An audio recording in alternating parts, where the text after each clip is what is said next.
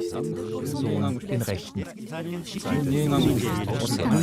Bir müşteri olan Den rechten Teil an der Nordseite.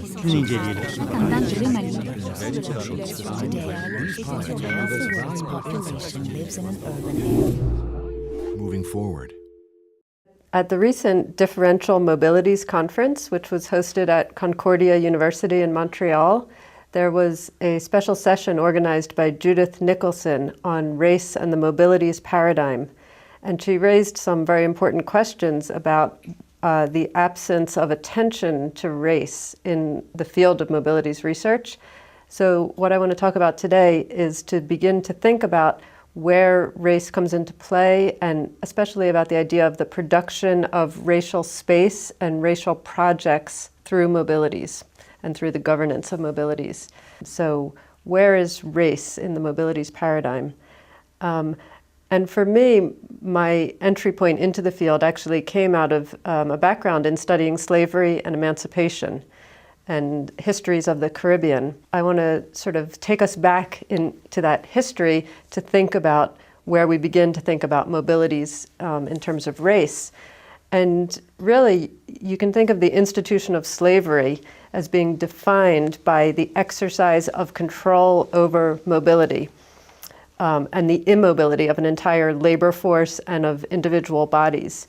So there was, of course, resistance to slavery, and one of the key ways of doing that was through running away. And running away is, of course, a form of mobility. Escaping, running away, exiting the system is one way of thinking about race and mobility in that period.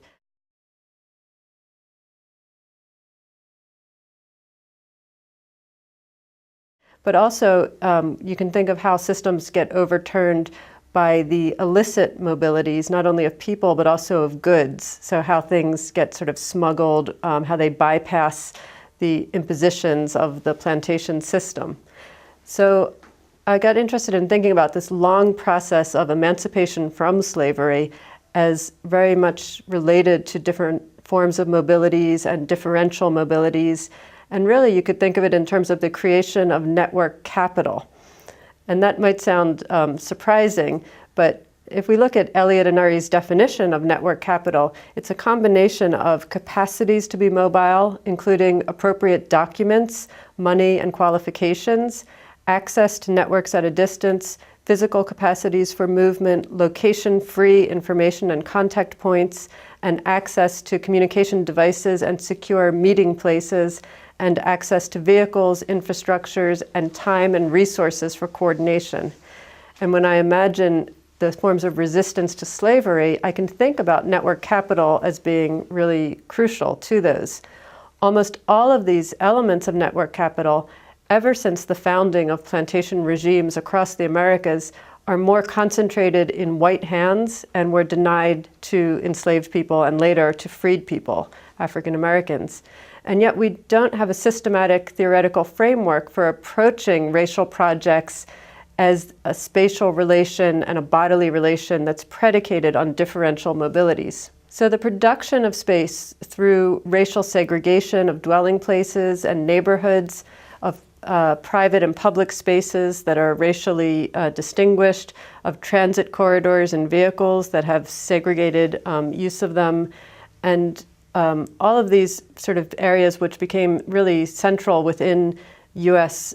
politics and governance of mobility are arenas of racial domination, racial privilege, and demands for racial justice.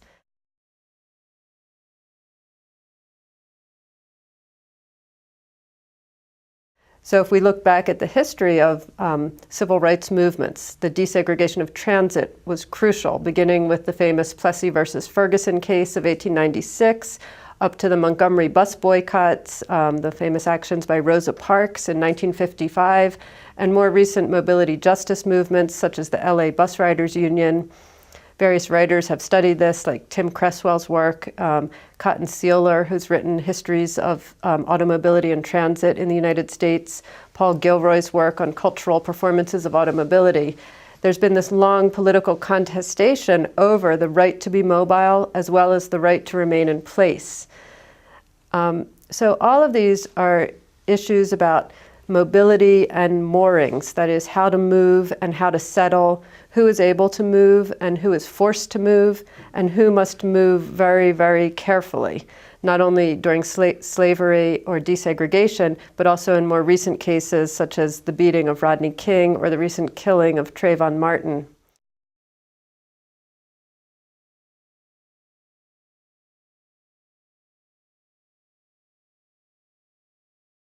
How do different events of moving, slowing, staying, passing, pausing, or rushing inform the meaning and experience of mobility as a racialized experience? And we can trace these racialized mobility systems in the United States out of the abolition of slavery into the Reconstruction era, the rise of the Jim Crow segregation systems, and then the Great Migration out of the South into the northern cities in the 1920s and 30s, and then the civil rights movement. But limitations on spatial mobility remain today as a key aspect of the managing of racialized space. Racial and class distinctions, in Pierre Bourdieu's sense, are a crucial access still for the differentiation of network capital arising out of the long history in the United States of racial and class discrimination in mobility rights and freedoms, and that's carried over into the age of automobility. And we can furthermore read these racialized mobility regimes in the patterns of US urbanization and suburbanization. First, the unequal investment in highway and automobile infrastructure at the expense of public transit, which has privileged automobility over other forms of mobility. Secondly, the 1950s Federal Housing Authority subsidies for suburban homeowners that contributed to white flight from the deindustrializing cities of the post-World War II era. And finally, the urban renewal policies of the 1960s and 70s that created ghettos of public housing projects with limited means of mobility, in contrast to the white suburbs mainly accessible by car. So all of these aspects of mobility that we can trace back to slavery and emancipation have carried through right across the 20th century into the forms of urbanization and automobility that we see today.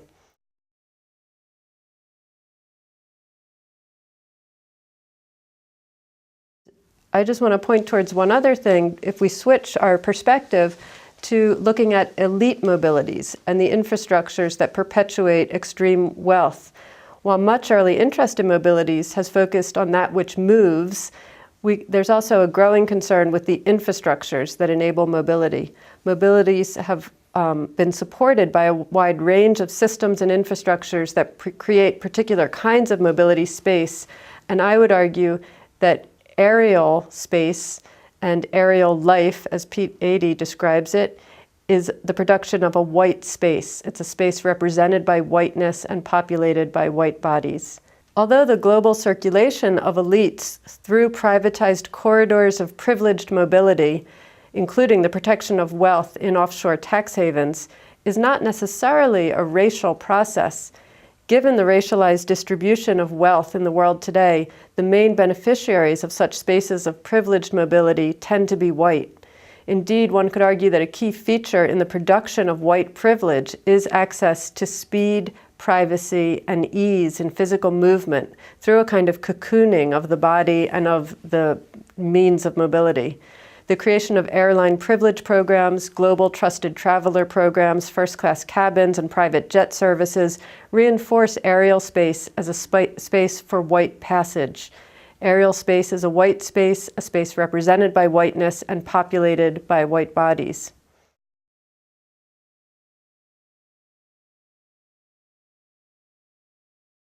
So ultimately, when we look at both sides of this argument about the production of racial space in the US and the current production of elite spaces of mobility, we could think about how forms of racialized labor, racial embodiment, and state racial projects are closely tied to economic structures that rely on cheap energy and that produce racially segregated urbanism, suburbanization, and the heavy carbon footprints of jet travel for elite mobilities.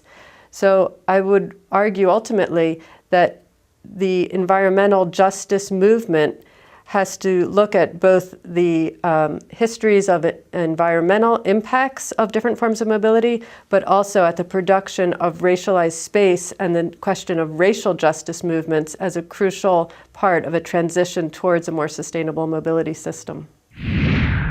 Seite sowie den Außenbereich den rechten.